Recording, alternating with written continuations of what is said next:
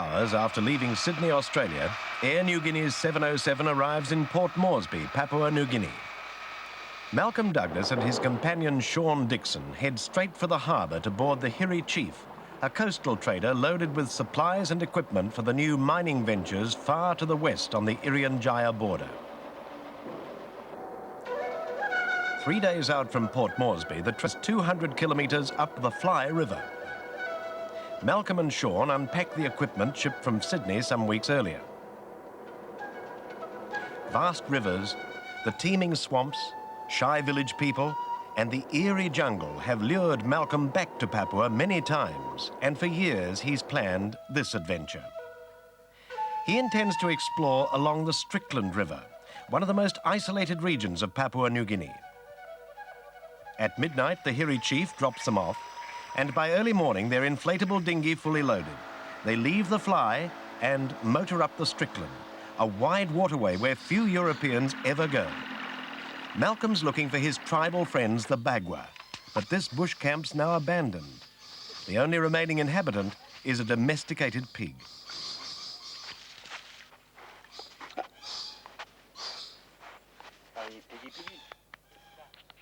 Hello there. Quite unexpectedly, a dugout canoe appears from under the jungle canopy.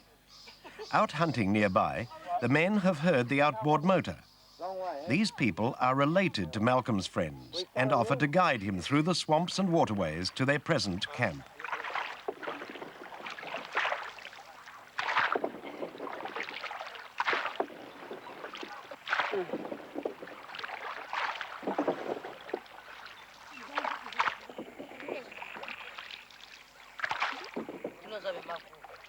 Almost immediately, they leave the main river through a dim opening and enter the dark, dank world of the jungle.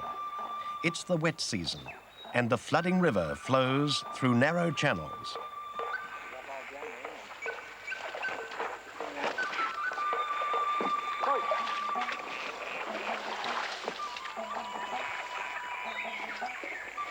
They travel for hours. At times, even the local men are lost for days in this claustrophobic tangle of trees, bamboo, and vines. Only in the wet season are the villagers able to travel by canoe to the far sago swamps.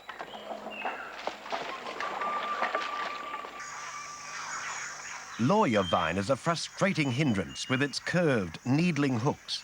The vicious barbs dig and rip at the exposed skin.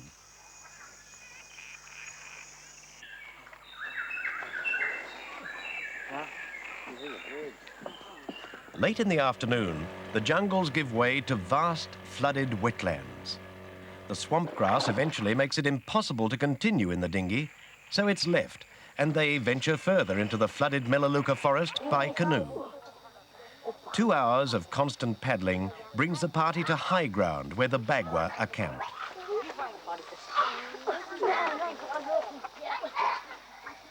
Malcolm's gear is immediately unloaded and moved into a recently completed shelter.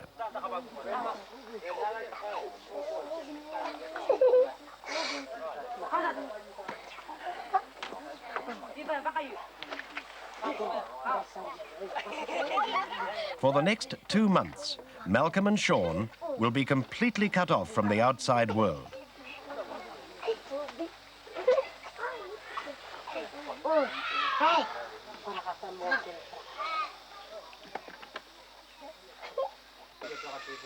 For weeks at a time, these people, the Bagwa, live away from their permanent main village.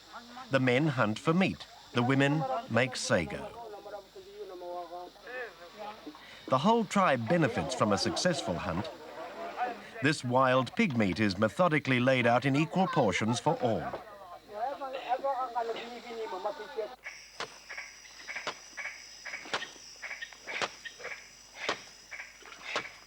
Daily, while the men hunt, the women prepare sago, the staple food. The trunk of the sago palm is pulped and washed and squeezed to remove the white edible starch.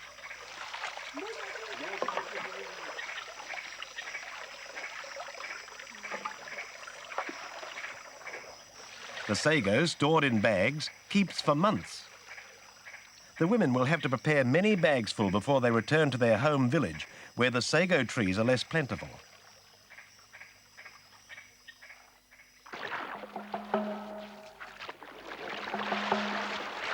Malcolm has arranged with the men to build a large dugout canoe for his exploration of the Strickland River.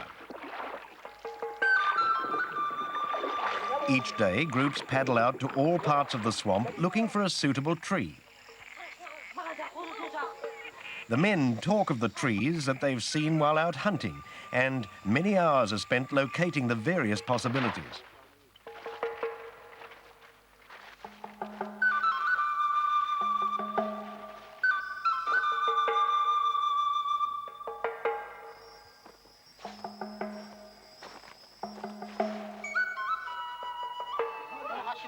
At last, on a relatively dry, high ridge, a huge tree is located. Malcolm and his friend Sayatala are elated, for it's long enough and wide enough and seems to be free of disease. It should make an excellent canoe. The news quickly spreads and all the men assemble. While the felling begins, the jungle around is cleared.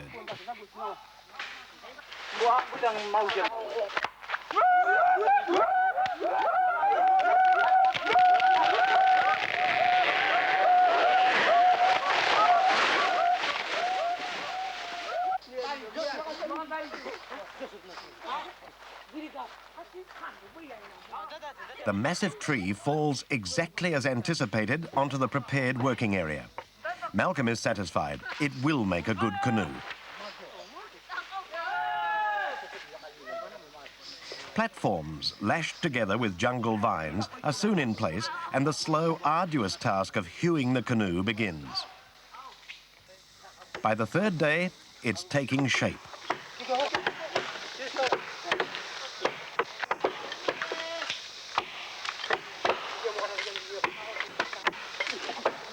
More often, softwood is used for dugout canoes, but this is a hardwood tree, and the inner wood is like iron. Each small chip must be laboriously gouged out.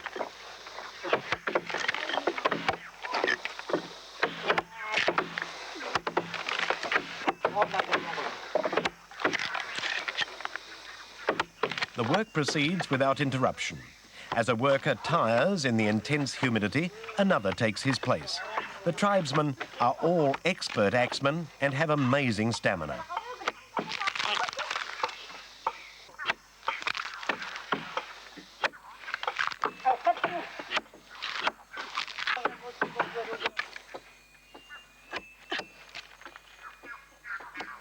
Sago is continually prepared for cooking. Malcolm and Sayatala pour powder into a bamboo tube and it's baked on the nearest fire.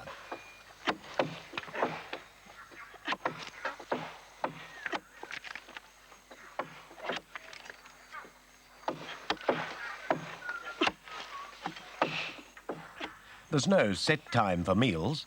Food's eaten whenever it's ready. The glutinous sago is sweet and very nourishing.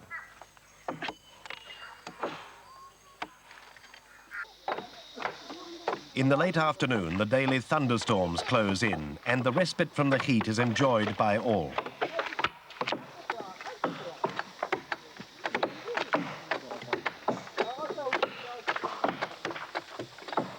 When it's too dark to continue working, everyone returns to camp. Each day, some of the men go off hunting, and rarely do they return empty-handed. This party arrives wearily after hunting pigs all day.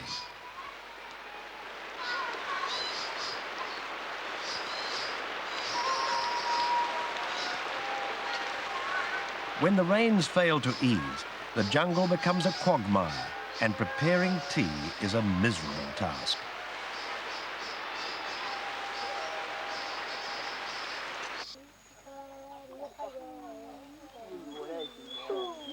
After a meal, everyone talks of the day's activities, and cat's cradle games are a source of fun for young and old. There's a pattern for every jungle bird and animal. This is a big bat, and now it flies away.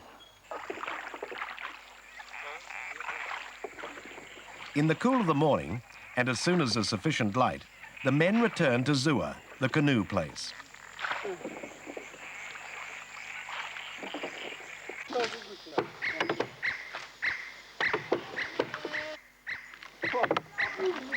Malcolm is continually impressed by their ability to keep working in the intense, oppressive conditions.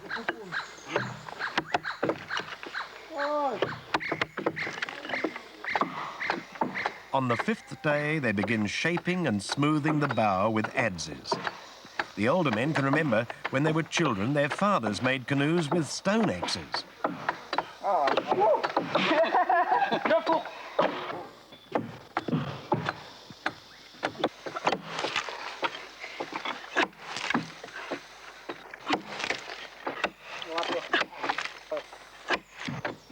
As the days pass, the whole canoe, inside and out, is methodically adzed.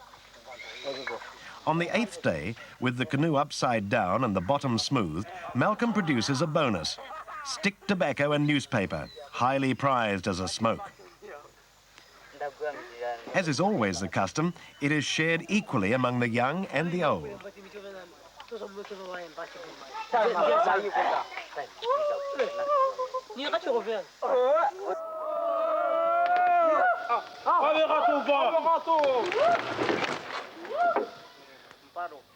The canoe, named Zua, after the ridge on which the mighty tree grew, is now ready for launching. But there's to be a feast before Zua's dragged to the water. A freshly killed cassowary is prepared. The meat, as always, is equally divided.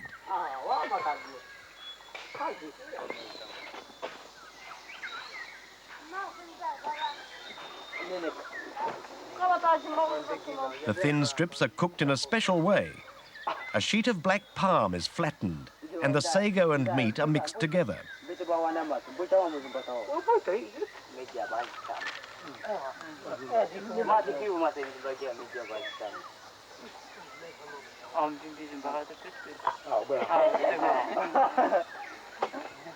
With the lid pinned in position, the meat is placed on a platform over a carefully tended fire. It'll take several hours to cook, so Malcolm and the younger boys hunt out another delicacy. Look at that one, down under.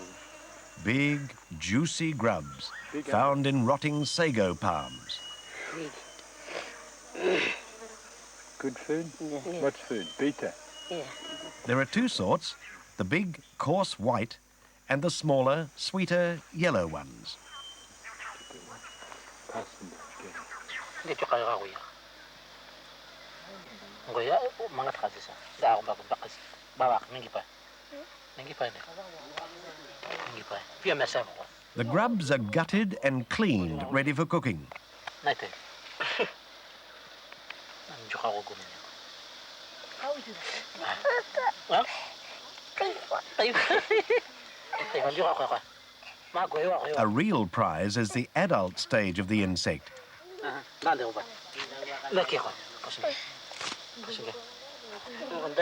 The huge beetle is quickly roasted and relished. Malcolm's billy lid is used to cook a mixture of grubs and sago. While the meal cooks, everyone's active. Most of their possessions come from the jungle. New paddles are always in demand.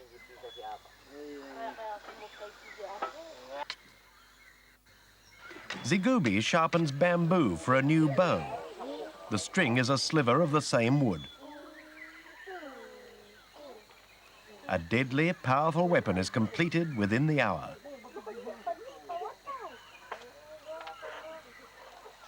The development of bushcraft and survival techniques is encouraged from an early age. Sago leaf stems are shaped and sharpened into arrows used by the boys and men for hunting such game as lizards and small birds.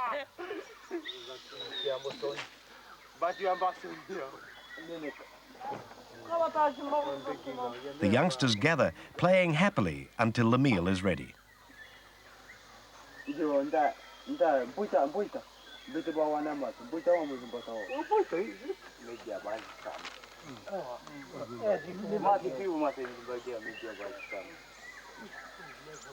Oh, well. And the sago grub pie is always a treat for these children.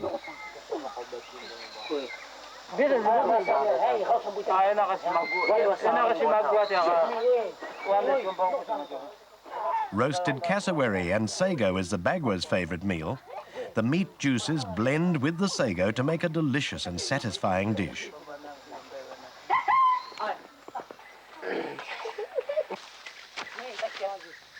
And now it's time to launch Zua. With the way cleared to the water, timber poles are laid along the track.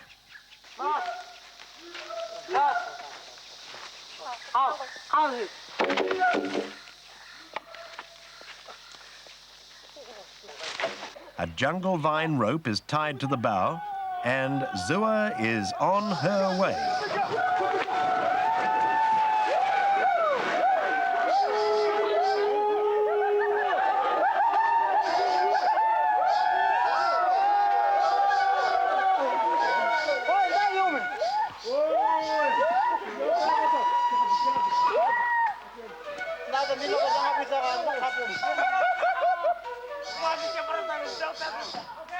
Care is taken on the downhill run. If she takes off out of control, she'll be smashed to pieces.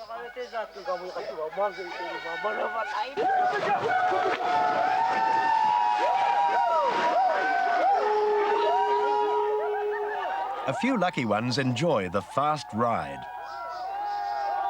After an unceremonious ducking, Zua is rolled upright and manhandled back and forth to empty her of water. The big canoe will be serviceable for 3 or 4 years. In this climate, wood soon rots and splits.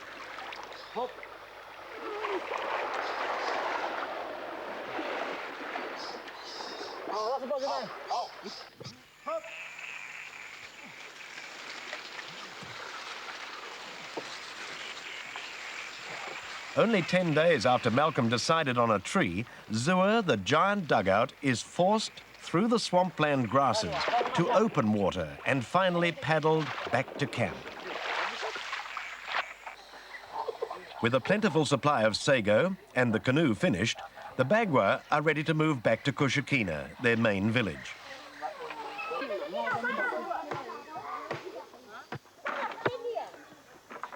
By sunup, the canoes are already packed, laden with sago, bows and arrows, and new thatching for their village dwellings.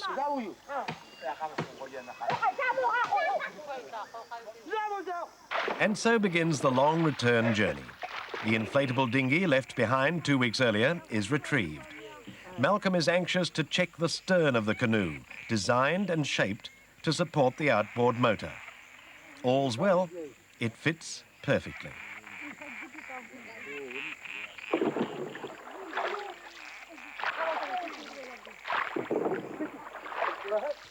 For a start, the going's easy. But then it's through the bamboo thickets back to the Strickland River.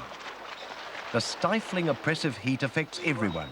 Sean is ill, with barely sufficient energy to sit upright in the canoe.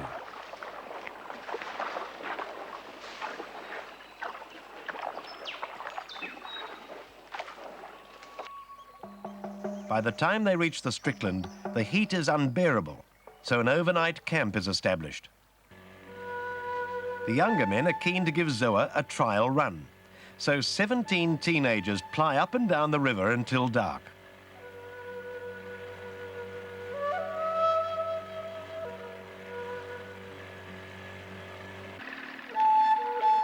Malcolm travels downriver to a government store to collect 4 drums of fuel and a spare outboard motor left there by the Hiri chief. Back at the campsite, Malcolm's friends are waiting for a tow upriver. Their canoe is coupled alongside and all their belongings loaded right down to the recently captured piglet.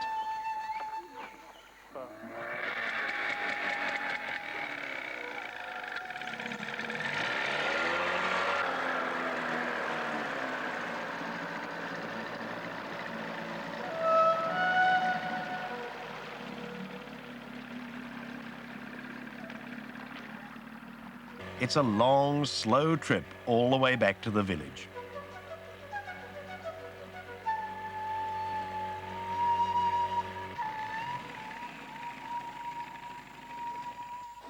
Kushikina is picturesque and orderly, like most Papuan villages. The government is encouraging the establishment of crocodile farms. Malcolm shows them how to feed small crocodiles captured recently in the swamps. The crocodiles are held in pens and quickly adapt to captivity. Nearby, a government-controlled farm demonstrates management techniques to the local tribesmen. The killing of big crocodiles in the wild has been banned. They must be left to breed. The tribesmen are encouraged instead to capture the young ones alive. This ensures the survival of the species, while the people are able to sell the skins and eat the meat. Reptiles over 1.5 meters are lassoed and killed.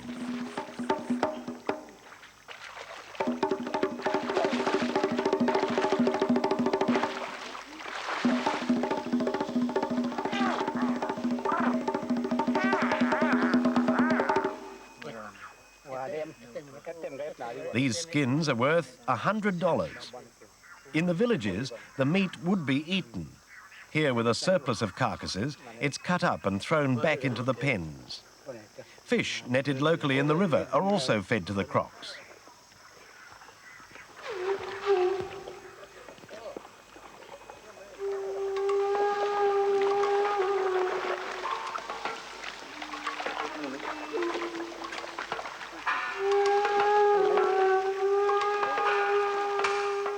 The reptiles rush from the water, a frightening, writhing mass of snapping jaws.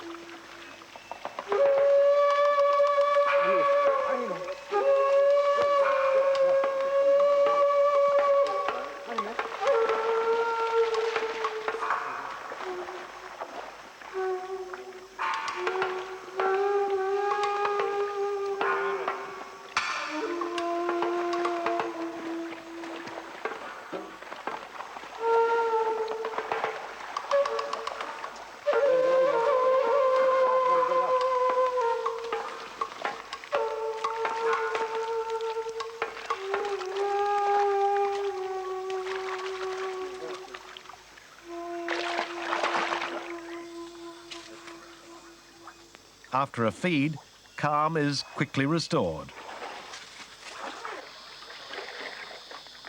And they'll wait patiently until lunchtime tomorrow.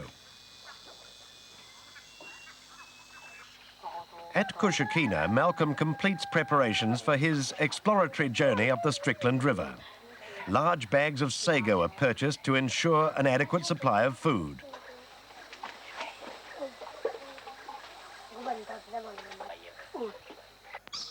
And they're soon on their way.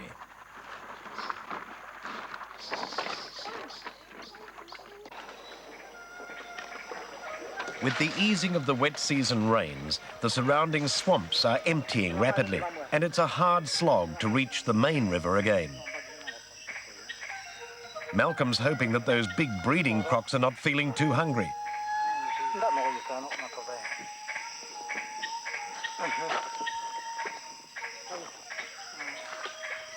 Travelling with them are Sayatala, Malcolm's constant companion and guide, and Biliga, their interpreter, who originally came from the area that they intend to visit.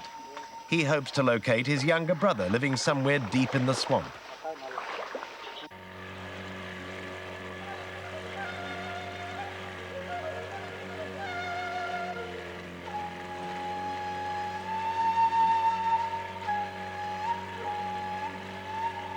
The Strickland River winds and twists through a vast, untouched wilderness, populated by only a few small, scattered tribes. The isolation, the heat and humidity are awesome.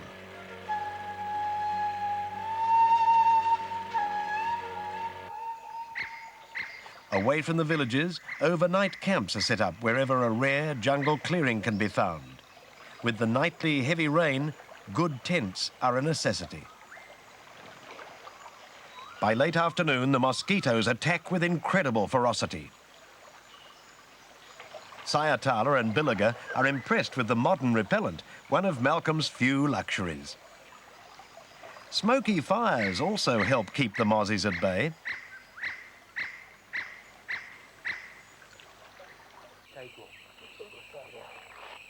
A keen sense of adventure is required to explore the Strickland River. Since independence, there have been no Europeans living in the area, and Malcolm's expedition must be completely self-contained.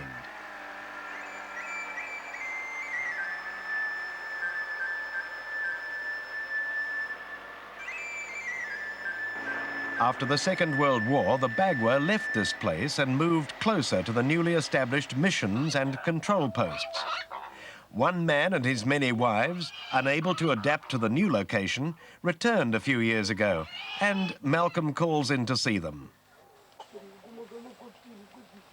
As is the custom, he's given an abundant supply of food on departure: coconuts, fresh meat, sweet potatoes, bananas and pawpaws.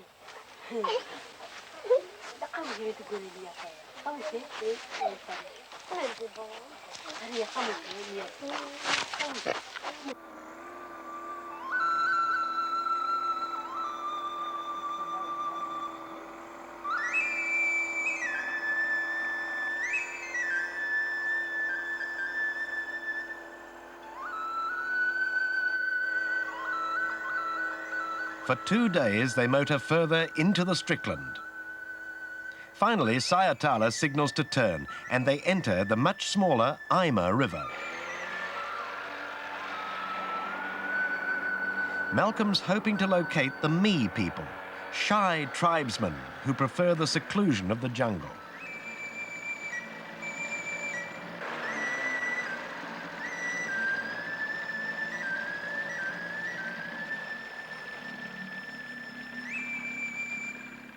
Log jams in the river often halt the canoe.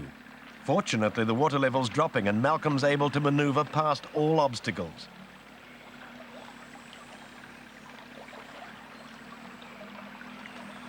The inflatable dinghy can be used for fast runs downriver if any problems arise. Sickness or injury are always a worry, and the nearest government radio and airstrip are far away near Kushakina village.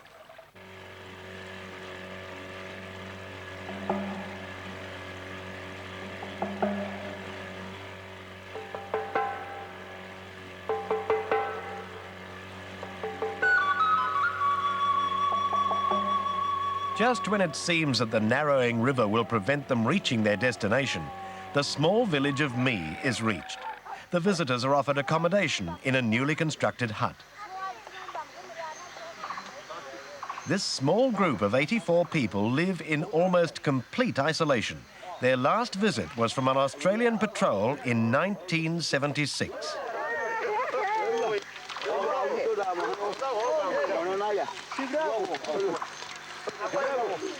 Popcorn, carried all the way from Sydney, is an instant hit, and Malcolm is soon accepted as a friend.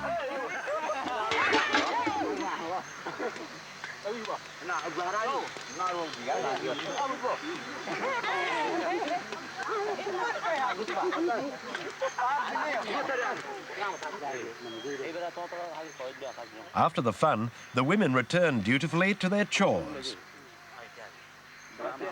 such as twisting string for skirts and dilly bags. The men relax with bamboo pipes. The tobacco grown in the bush gardens produces a powerful, pungent smoke. Most of the Me have now made the long journey to the missions and government stores to sell crocodile skins, and this contact has introduced new cultural and social needs. Gormore, impressed by guitars he has seen, manufactures a local model.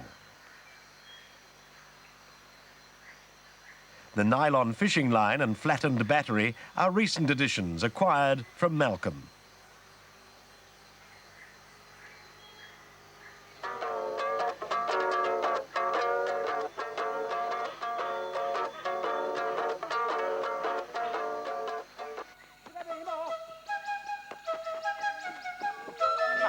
Soccer promoters throughout the world will be delighted and amazed to learn that their game is popular even in the most isolated reaches of Papua New Guinea. Roots protruding from the recently cleared ground and the half-deflated rubber ball have no effect on the game. Play only stops if the ball is kicked into the river or the jungle behind.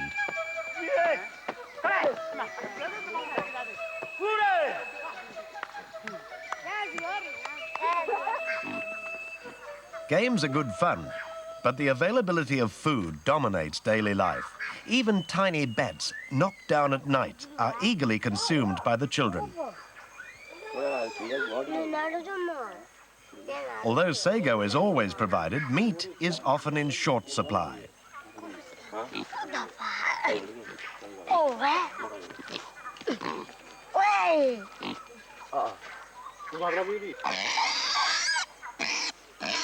Even the piglets and dogs scavenge for scraps.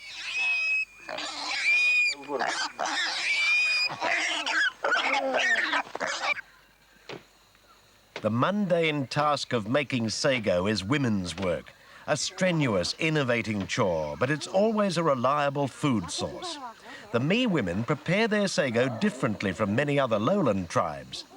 A sago stem trough holds the pulp as it's thrashed and washed and squeezed. A woven bag traps any impurities, and the sago settles in the bottom of the palm receptacle. At the end of the day, the water's drained off and sufficient sago remains to feed a family for several days. Sago can be cooked alone, but its flavour is improved with the addition of other ingredients. Here, fungi, combined with sago, is wrapped in leaves for the main meal of the day.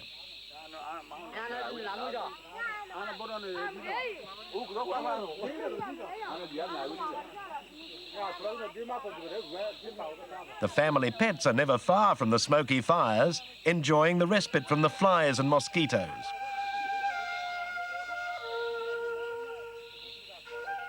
The New Guinea dog, similar to the Australian dingo, is prized by its owner for hunting pigs and wallabies.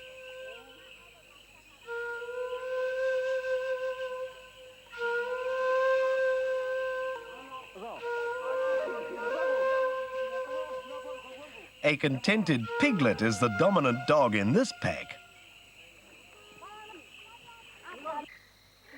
The pup is showing a keen interest in the smell of dried cassowary blood on an arrowhead. Ardima's pleased and encourages this hunting instinct in the animal with a dangling piece of meat. There are arrows made for every purpose, and the recent introduction of steel has made hunting more productive. Ardima is making an arrow for spearing fish and birds. The men are hunters, and they're obliged to supply the meat.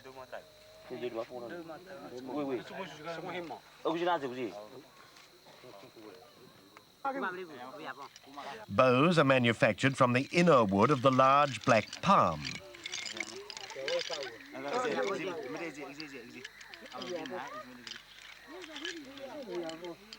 Dugamore is proud of his comprehensive toolkit, adzing stones collected from the river and pig tusks. Simple but effective planing instruments. Ardima and Dugamore split bamboo for bowstrings.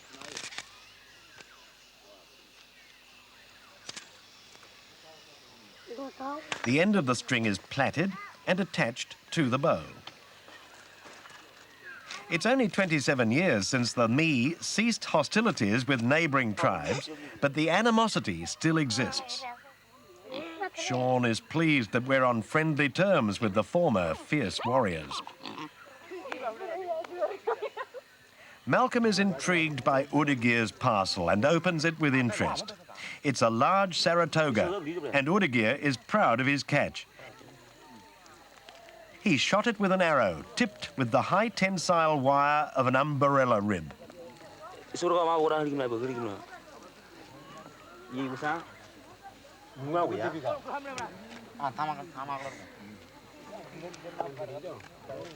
Turtles, too, are often taken with arrows. This species is particularly intriguing. It's the soft-shelled turtle, with a distinctive pointed nose and a pliable carapace.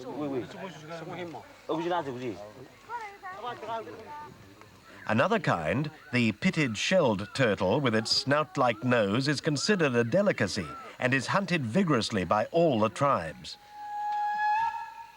The men are keen to show Sean and Malcolm their method of hunting turtles.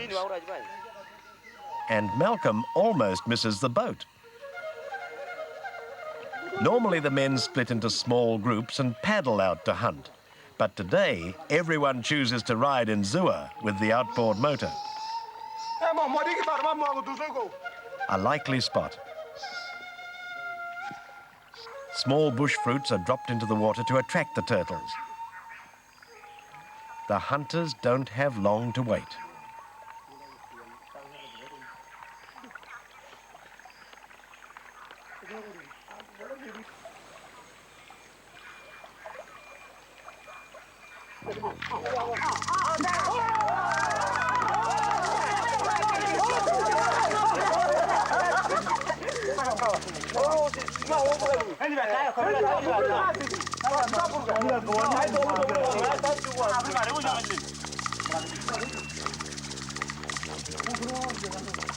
One of the strange, soft-shelled turtles is also caught.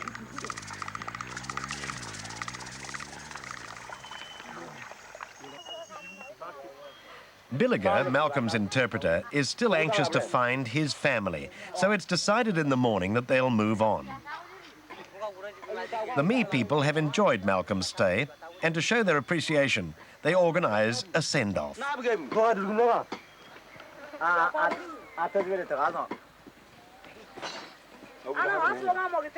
Small lumps of beeswax, stuck to the snakeskin drumhead, are heated and moulded until the right tone is found.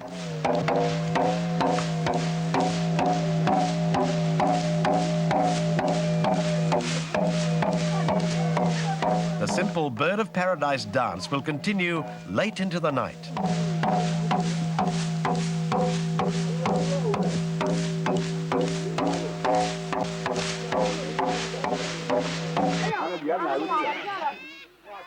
Everyone assists, and packing in the oppressive morning heat is quickly completed.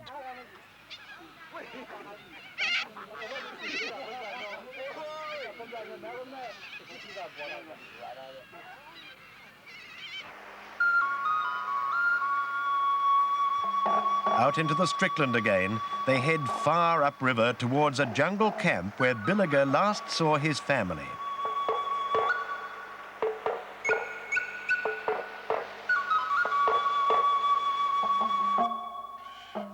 Along the way, Malcolm, Sayatala and Billiger hunt for small crocodiles for the Kushakina farm.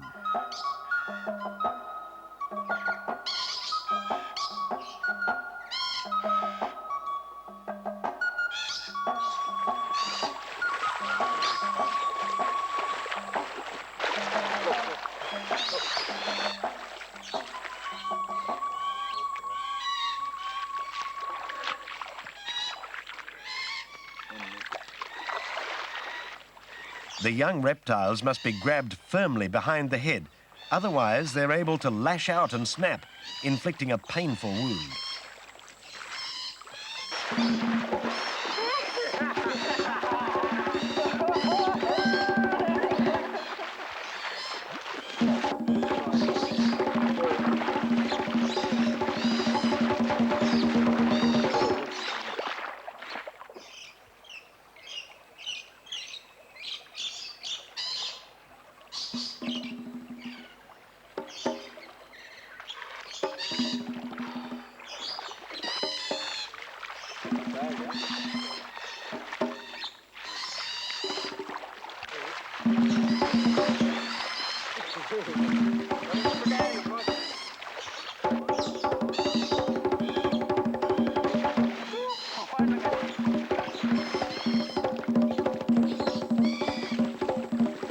These New Guinea freshwater crocodiles, kept in cool, wet conditions, will be fit and healthy when they're released later into pens at the village.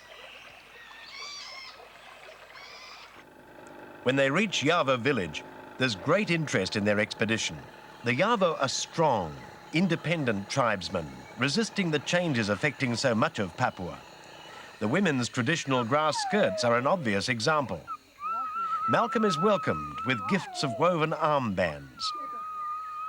While discussing the whereabouts of Billiger's family, Malcolm is encouraged to bid for a hornbill, a common jungle bird. The meat is incredibly tough and the offers politely refused. Malcolm's then shown an ancient domestic fowl. The sales pitch cheerfully reveals that she's a broody hen who's been sitting for several weeks on the fresh eggs that Malcolm's just purchased. The women soon return with produce from the gardens for the travellers. Sayatala is offered taro roots to plant when he returns to his village. The sharing of food is an important social commitment and ensures that departing guests do not go hungry. Days pass and they keep on the move, hoping to locate Billiger's tribe, a small, nomadic family group of only 40 people. Far from the villages, food gathering is a constant task. Wherever meat is needed, cassowary are hunted early in the morning.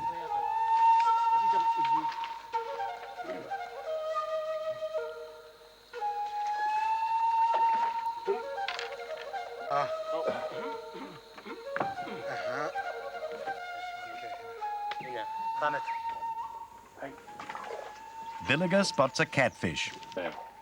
He rarely misses.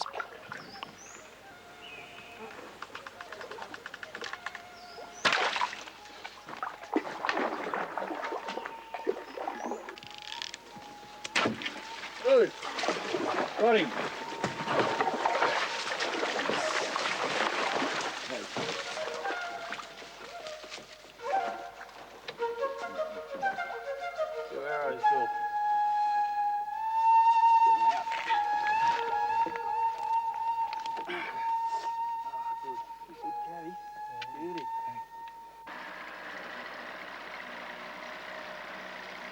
Banana trees are always checked for ripening fruit.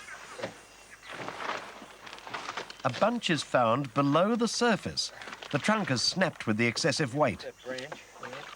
Pretty heavy. Get him up.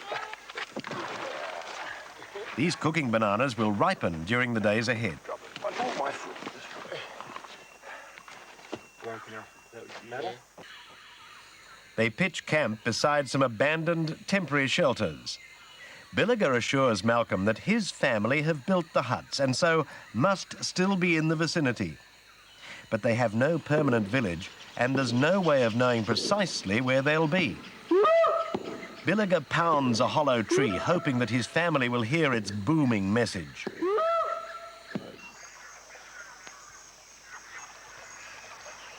When there's no reply, he's anxious.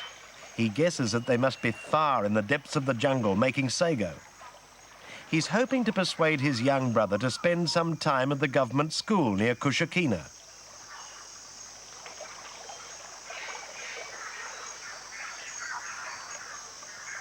Following a vague track, Billiger and Malcolm hike for hours.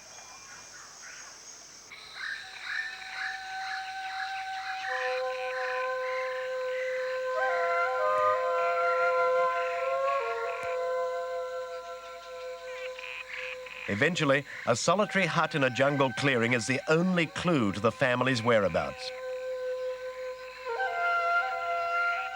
Billiger is saddened. No one's been here for weeks, perhaps months. His people have moved on. Close by, a canoe has been constructed. Billiger's now convinced that they've returned to the river. Although none of his relatives can read or write, they'll know his signature. Reluctantly, the searchers head back to camp.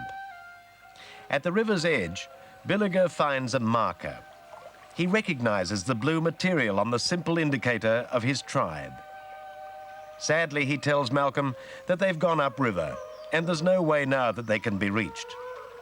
It would be pointless to follow. And so, with fuel in short supply and Malcolm's permit about to expire, the long journey back to the Fly River and a rendezvous with the Hiri chief begins. Billiger is determined to return later in the dry season in his own canoe. Then he'll paddle for months until his brother is found. Back at Kushakina, the Bagwa gather to say farewell. Malcolm promises his friends that before too long he will return, for already he's planning his next journey into this wild untamed land.